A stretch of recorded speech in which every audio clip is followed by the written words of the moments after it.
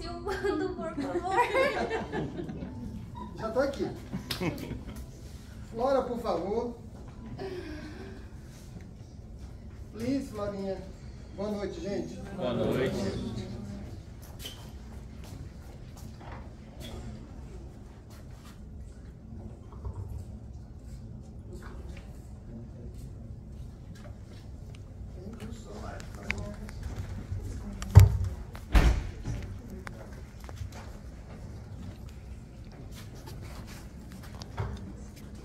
Ok. Vamos lá. Gostei desse tema aí. Você gostou tanto porque gosta de dificuldade ou porque corre delas? Nada, imagina, porque eu vejo as dificuldades como uma oportunidade de aprendizado. Isso, é. Como Então, a gente vê, né? Como a gente vê. Vamos lá. Que bom que vocês estão por aqui. Apesar do clima lá fora, né? E aí a gente vê bastante gente aqui e fica animado.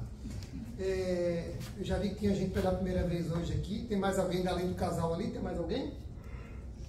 Ótimo. Então já sabe que tem que ganhar presente no final. E antes de ganhar o presente, passa na cantina, né? A cantina está ali para depois tomar um cafezinho, tomar refrigerante, comer alguma coisa gostosa e nos ajudar a manter o trabalho. Certo? Bem, mas a gente vai falar sobre isso hoje. Né? Vamos tentar falar sobre isso diante das dificuldades. E para começar isso aí, eu queria fazer uma pergunta para vocês aqui, para não ficar no monólogo, né? Duas perguntas que eu tenho para vocês. Deus é bom?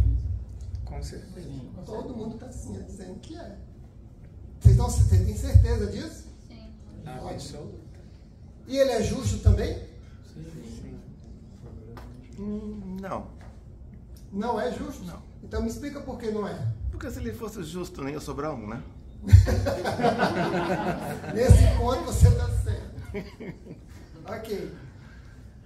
Se ele é bom e justo, por que a gente experimenta tantas aflições ainda nesse mundo? Por que a gente passa por tanta coisa e por problemas, por dificuldades? Tem muitas pessoas que experimentam dificuldades por longo tempo. E essas pessoas que experimentam esse sofrimento por um tempo muito prolongado, muitas vezes eles perdem até a vontade de viver. Muita gente perde, se cansa e fala, nossa, para mim já deu, estou jogando a toalha.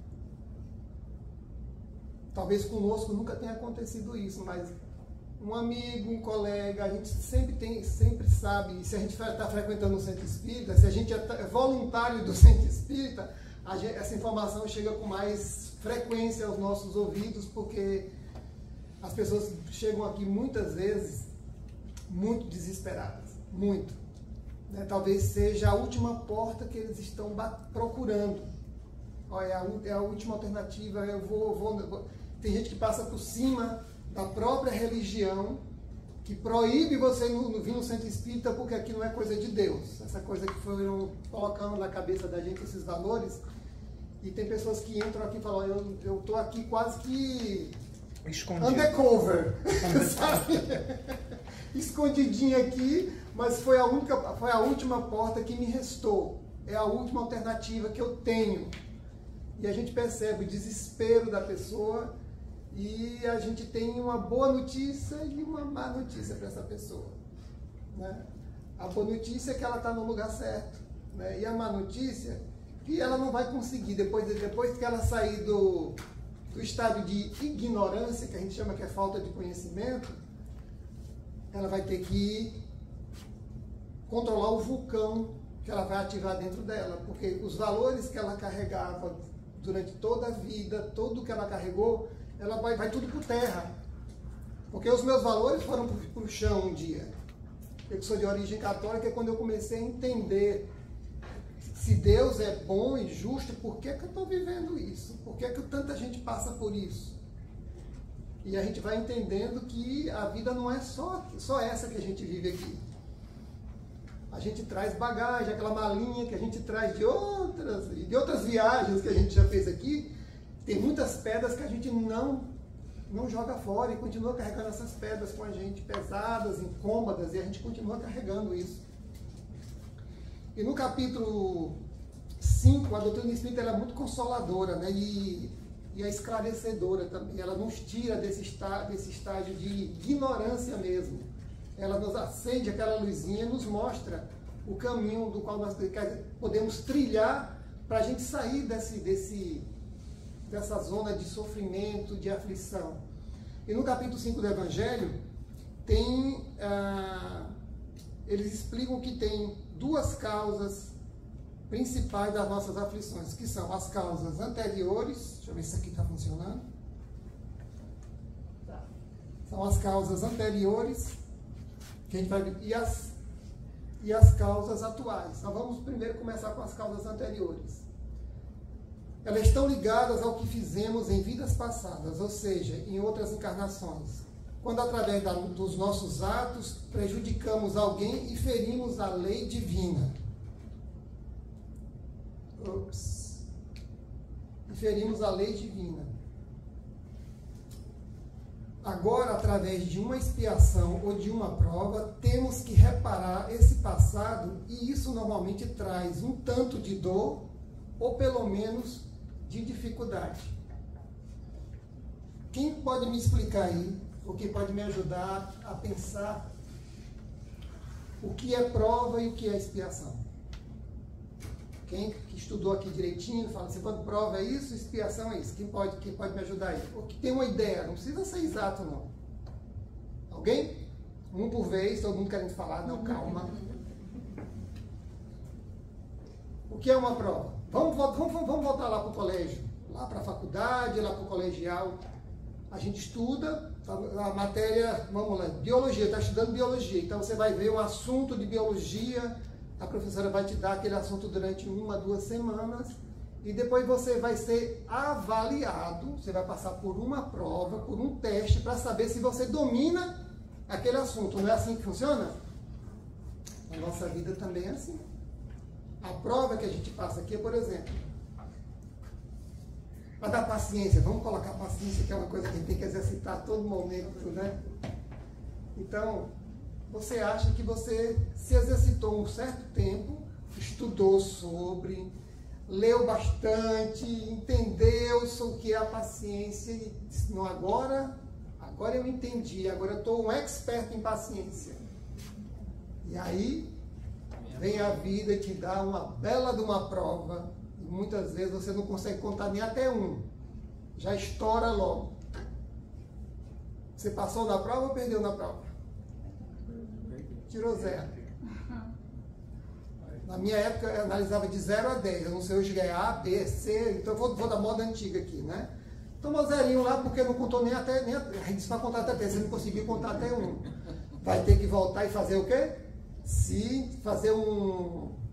Virar PhD em paciência, vai ter que voltar de novo, estudar a matéria inteira de novo e se preparar para a próxima prova, que vai vir.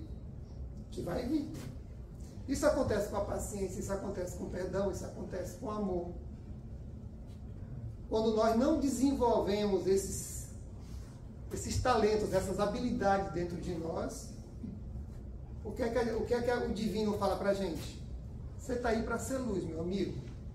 Aí não é, apesar de você morar em Orlando, aí não é um parque de recreação não, né? Você está aí para aprender também. Então vamos lá, vamos voltar, eu vou te colocar na frente uma situação, ou seja, no seu trabalho, no seu ambiente familiar, relacionamento entre pai e filho, de esposo e esposa, amigo e amiga, qualquer coisa, para você ver se você realmente está com essa habilidade desenvolvida dentro de você, se essa luzinha, se esse ponto de luzinha aí acendeu dentro de ti. Porque a gente precisa acender todos esses pontos dentro da gente. Todos. Enquanto a gente não for pura luz, a gente não vai parar de voltar aqui. Pode voltar com outra carinha, com outro sexo, né? Mas vai estar voltando sempre até que a gente seja pura luz.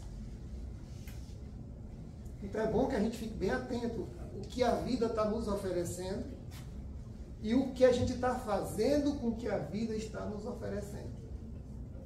É preciso prestar bem atenção nisso. A oportunidade a gente tem todos os dias. Todos os dias a gente tem oportunidade de crescimento. Então é necessário que a gente fique bem esperto. Como diz o Carioca, garoto esperto. né? Para a gente não desperdiçar esses momentos que a gente é convidado pela vida a acender esses pontinhos de luz que ainda estão, que a gente insiste em não trabalhar, em não apertar o interruptor porque dá um trabalho, né? Então a gente fica naquela. Falando isso agora, expiação. Expiação é cumprimento de pena, consequência da prática do ato equivocado. Vamos lá. Lembra daquela história olho por olho, dente por dente? Vamos dizer que é mais ou menos desse jeito, só que isso aí é um sentido vingativo da coisa. Mas as leis divinas, elas são maravilhosas, elas se cumprem a todo momento. A gente pode burlar a lei dos homens, mas a lei divina, ninguém se esconde dela. Porque ela está alojada onde? Primeiro, onde é que fica alojada a lei? Na nossa consciência.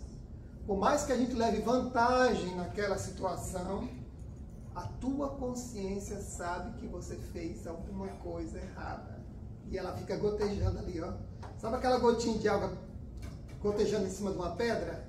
Quando você percebe que está, ó, aquele buracão enorme, é o mesmo que acontece conosco.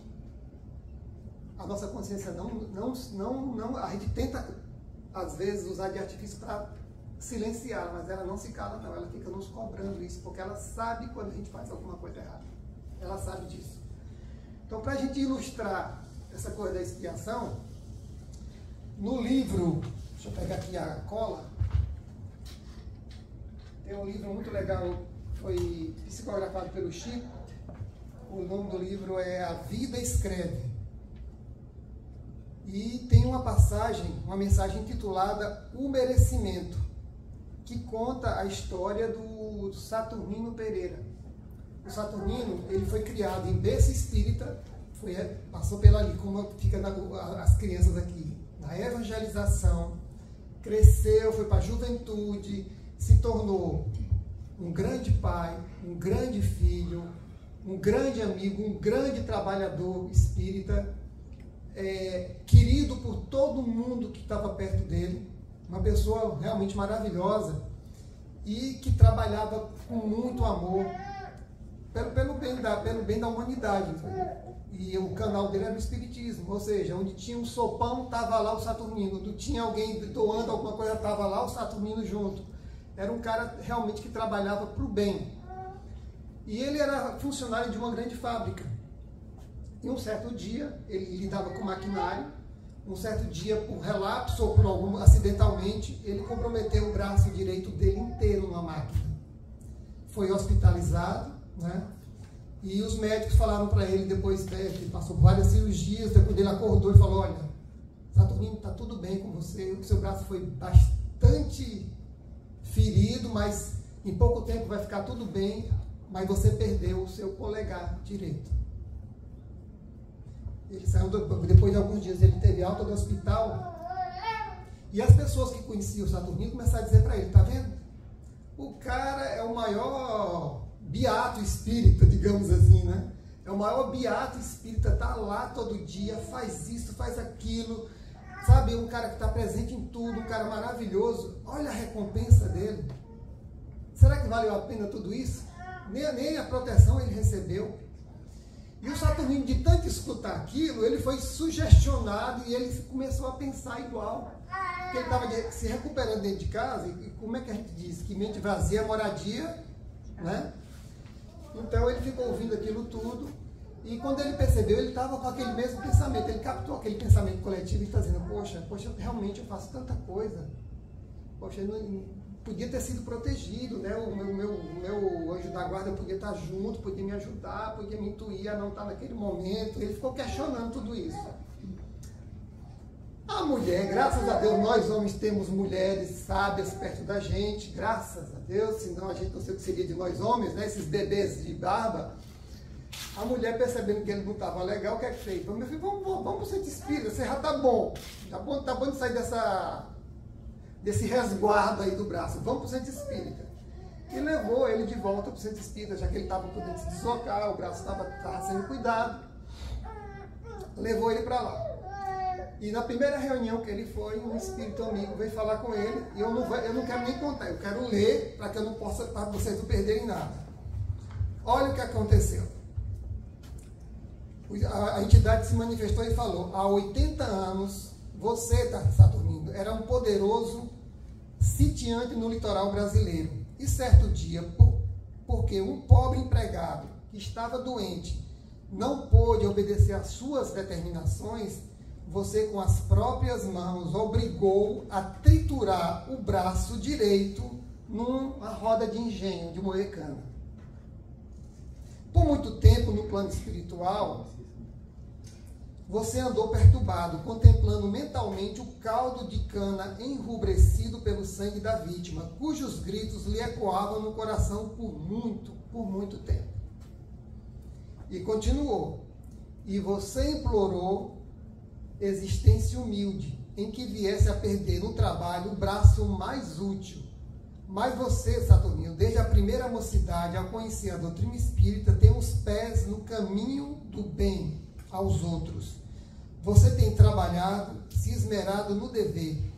Não estamos aqui para elogiar, porque você continua lutando. E o plantio disso ou daquilo só pode ser avaliado em definitivo por ocasião da colheita. Sei, porém, que hoje, por débito legítimo, você perderia completamente todo o seu braço direito, mas perdeu só um dedo. Regozije-se, alegre-se. Você está pagando em amor seu empenho à justiça. De cabeça baixa, Saturnino derramava as grossas lágrimas de conforto, de apaziguamento e de alegria. Será que a justiça divina, será que Deus realmente não é justo? Muito justo. O bom dessa situação que a gente colocou aqui, do Saturnino, que não importa o que a gente tenha feito. Nessa a gente consegue lembrar, mas graças a Deus a gente não consegue lembrar o que a gente fez no passado, em outra vida. Deus é tão generoso que colocou para que a gente esqueça o passado, para a gente não ficar remoendo isso e atrapalhar a nossa evolução nessa, porque senão, sem lembrar, a gente já não consegue se desfazer dessas pedras que a gente carrega de encarnação em encarnação. Imagina se a gente lembrasse dos débitos de outra, como é que ficaria mais difícil? É impossível, nem com caminhão, nem com guincho a gente conseguiria carregar, né? Então, não importa o que a gente tenha feito, o importante é que a gente semeie o bem. O importante é daqui para frente. O ontem já não interessa mais. Ah, mas ontem eu esbravejei no trânsito, eu elogiei a mãe do cara. Não tem problema, foi ontem. Hoje você vai ter uma nova oportunidade de fazer isso diferente. E vai aparecer aqui que vai lhe dar uma trancadinha aqui no tráfego para saber se você realmente passou no teste. Alô? Você vai passar no teste ou não? Você vai ser novamente testado nesse aspecto. Não se preocupe que a vida vai te testar, né? Deixa eu ver onde é que eu estou aqui. Expiação. Pois é, a expiação basicamente foi o que o Saturnino passou. Só que a dele foi o quê? Foi amortecida.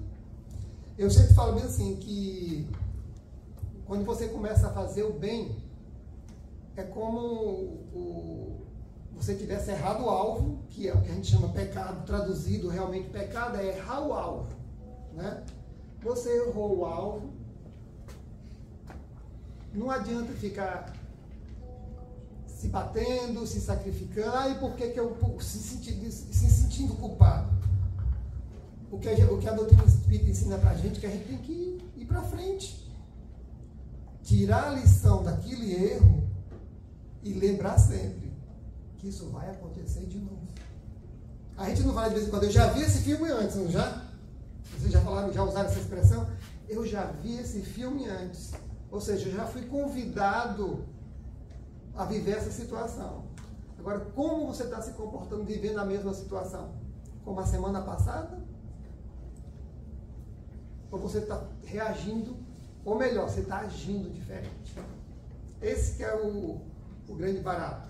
Então, nós falamos das causas anteriores, agora vamos falar um pouquinho sobre as causas atuais. Segundo Kardec, e de acordo com os princípios do que o Espiritismo nos apresenta, decorrem da nossa imprevidência, do nosso orgulho, do nosso egoísmo, quando invigilantes e prepotentes, desorganizados e hipócritas, acabamos acarretando males para nós mesmos e que não estavam previstos em nosso planejamento reencarnatório.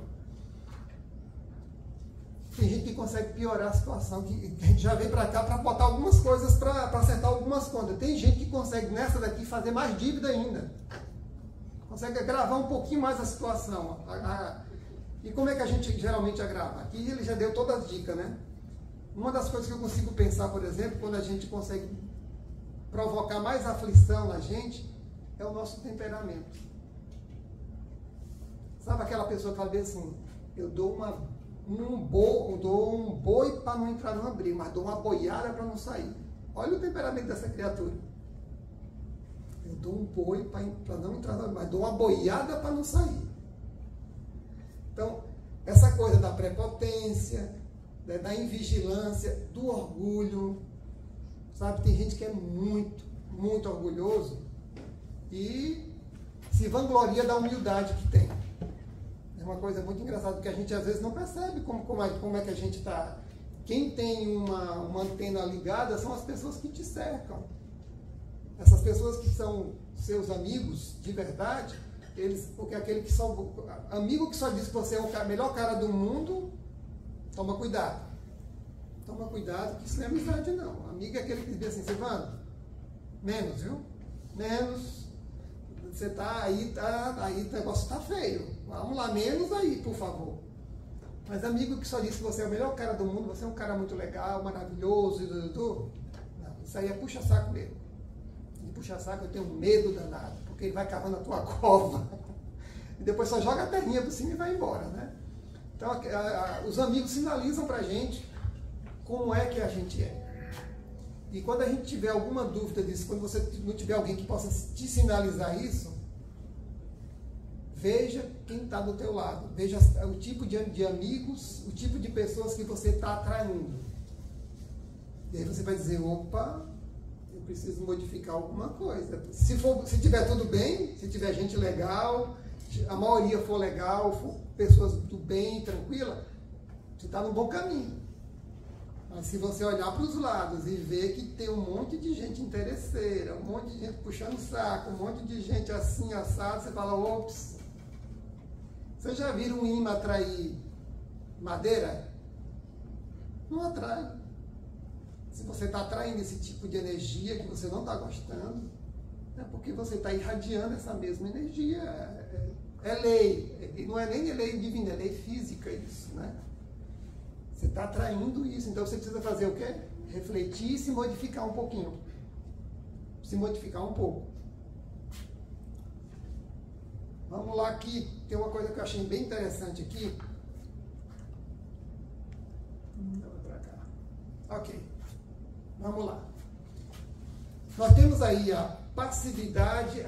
Aqui nós temos um pêndulo, vamos dizer. As duas partes vermelhas são atitudes de pêndulo, sabe? É extremo.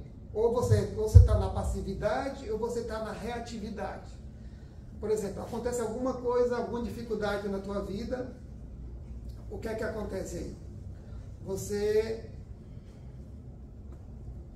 resolve cruzar os braços, botar e dizer, Senhor, resolve por mim, Deus vai resolver por mim. Você acha que ele resolve? Não. Você acha que um pai vai inutilizar um filho resolvendo os pepinos dele? Não, de jeito nenhum. Como é que a gente pode separar?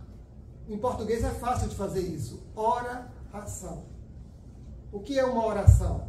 É você orar, pedir sabedoria, pedir discernimento, ficar caladinho para você escutar essa voz interna que você vai escutar, você vai vir até você quando você pede, vai vir até você, mas depois você tem que tomar ação daquilo ali para fazer alguma coisa. Então, quando eu vejo pessoas que chegam aqui até o centro, com esse exemplo que eu dei, passou recentemente isso, e a pessoa chega até aqui e fala, mesmo com todo esse peso, com essa vergonha de estar traindo Jesus, foi assim que essa senhora chegou até mim, ela achava que ela estava traindo Jesus, mas o desespero era tão grande que ela resolveu trair Jesus e vir para cá assim mesmo. Então ela veio por desespero. Ela está traindo a religião dela, está traindo o pastor, está traindo a mãe, está traindo o pai. Imagina, é muita culpa, né, que a pessoa carrega. Nossa, o que é que fazem com as pessoas? Né? O que é que fazem com as pessoas? E ela veio o desespero, porque o desespero bateu, mas ela passou por cima de tudo isso, porque o desespero bateu tanto que ela veio. E o fato dela ter vindo até aqui, de ter se mexido, e dizer, eu preciso passar pelo atendimento fraterno, eu preciso passar por uma sala ali, preciso receber oração, ela se mexeu. Aí você vê, depois de 2 semanas, essa pessoa começa a botar um sorriso de volta, começa a acender a esperança de novo. Isso é muito legal, porque ela se permitiu, ela não simplesmente não delegou a Deus, ó Deus, tá aí. Vou ficar acomodada só orando e o Senhor resolva o meu problema. Não vai acontecer. Não vai acontecer. Né? Isso é a passividade, que é a acomodação, e tem o outro que é a reatividade. Nós temos ainda um lado animal muito forte em nós. Tanto que nós somos mais reativos, né, do que proativos. A gente reage muito. Então, reagir é o quê? Você elogia a minha mãe e eu elogio a sua mãe de volta. Que senhora bonita, que senhora linda. A gente passa o dia inteiro elogiando uma mãe do outro. Vai resolver o que com isso? Não vai resolver nada. Né? Então, essa pessoa, às vezes, quando está passando por esses determinados coisas, se revolta, se desespera com os problemas e quer acabar com os problemas se rebelando contra o próprio problema. Qual é a atitude correta? Essa do meio. Da proatividade, atitude madura, atitude de aceitação e serenidade frente a um problema, e ela para e pensa, por que estou nesta situação? Vamos nós fazer esse exercício agora. Eu sei que todo mundo aqui tem alguma coisa pendente para resolver. Todos nós temos. Todos nós temos alguma coisa para resolver. Ou não temos? Só eu aqui. Olha que beleza, está todo mundo bem resolvido aí. Só o baiano aqui que está cheio de pepino, por exemplo. Cheio de acarajé com pimenta para comer. Vocês não tem nenhuma. Que beleza. Né? Todos nós temos as nossas dificuldades, todos nós temos coisas que precisam ser esclarecidas, que precisam ser pensadas, que precisam ser resolvidas. E isso fica gritando dentro da gente. E que bom que a gente está aqui. E que bom que a gente está junto nessa estrada aqui, às vezes no domingo, às vezes na terça-feira, às vezes no domingo, na terça-feira, às vezes no domingo, na terça-feira e na quinta-feira de novo, porque quanto maior a dívida, mais a gente tem que correr atrás para resolver o problema. Quanto maior a dívida, meu amigo, quem está aqui na frente geralmente é alguém muito endividado, então não tem nenhum mérito quem está aqui na frente, não. O mérito é dívida alta. A dívida está bem alta, então por isso que a gente vem aqui para frente. Quando tem alguém aqui, porque é maravilhoso, eu falo, não, é endividado mesmo, pode ficar tranquilo, é um cara que deve pra caramba. Então, com o exemplo do Saturnino, eu já sei agora, eu tenho que fazer o bem, pronto. De repente eu consigo deixar os 2 bracinhos no lugar. Eu consigo deixar os 2 bracinhos no lugar e fico de boa aqui, quem sabe? Ou cair só a unha. Ou perco só uma unha, e olha que quando a gente perde uma unha, pensa numa coisa que incomoda, né? Quando você... Quem já prendeu a unha no carro, assim? Nossa. E aquele negócio, aquele coração fica batendo ali dias e dias, latejando ali na frente, ali do lado, não deixa você dormir, é impressionante. Então, esse é o caso. Essa situação que nós estamos pendente agora na nossa vida, o que é que essa situação quer me dizer? O que é que ela quer me ensinar? O que é que ela quer me ensinar? E sempre tem um lado bom. Sempre não. Todas as vezes tem uma coisa positiva, né?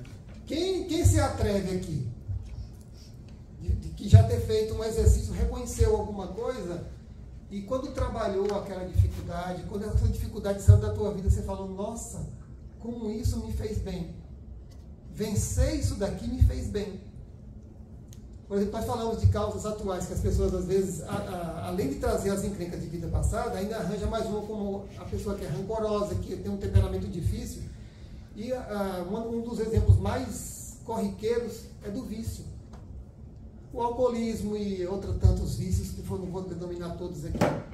Porque você consegue estragar, às vezes você consegue encurtar a sua passagem na Terra por causa de um vício.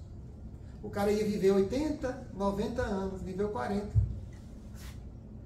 Porque tinha um vício que foi minando a vida dele ali. Foi roubando a energia vital dele e o corpo, né? E é um suicídio inconsciente isso aí, né? É um suicídio inconsciente. Então, como posso agir para me libertar? Aí que é a grande beleza. Quando a gente faz essa pergunta, a gente já está numa fase muito boa. Como? Porque você já passou aí de delegar a Deus o problema, de se acomodar, já não está revoltado, mas atirando para tudo quanto é lado, achando que Deus fez tudo o que fez só para te machucar. Ups. Fez tudo que fez só para tudo que está acontecendo.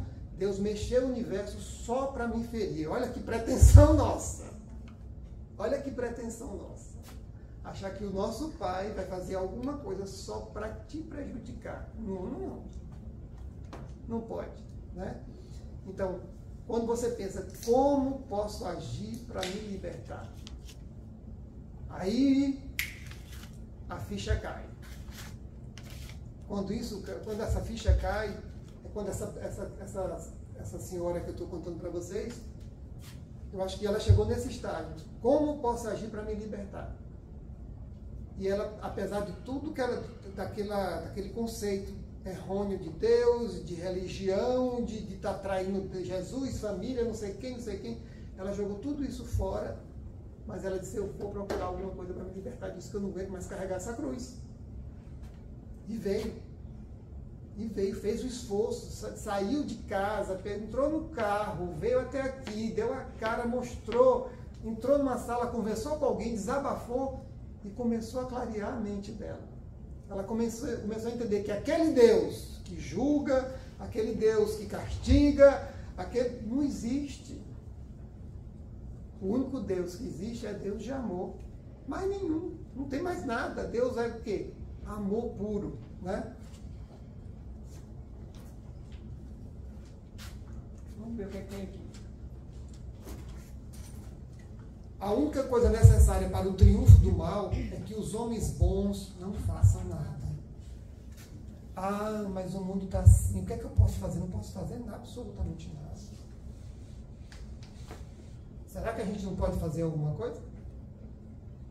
A gente acha que para fazer alguma coisa a gente tem que subir o Everest, a gente tem que descobrir uma nova terra. Não é isso. Do nosso lado vai ter sempre uma oportunidade minúscula. Minúscula, não é uma grande coisa não, é minúscula. Talvez seja um sorriso que você dê para uma pessoa, que vê esse sorriso dentro do teu coração. Um bom dia, uma boa tarde, um abraço num amigo que às vezes você não sabe mais nem o que dizer para ele, você vai lá e abraça essa pessoa, mas abraça de alma. Aquele abraço vai mostrar para ele que ele é querido, que ele é acolhido, que ele é amado. Isso faz diferença.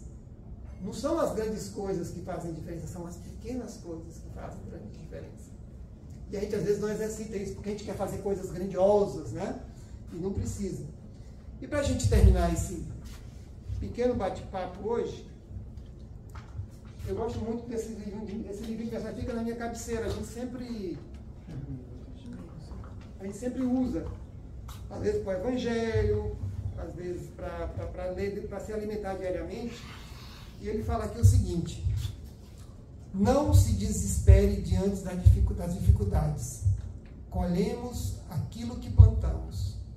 Somos escravos do ontem, mas somos dono do nosso amanhã.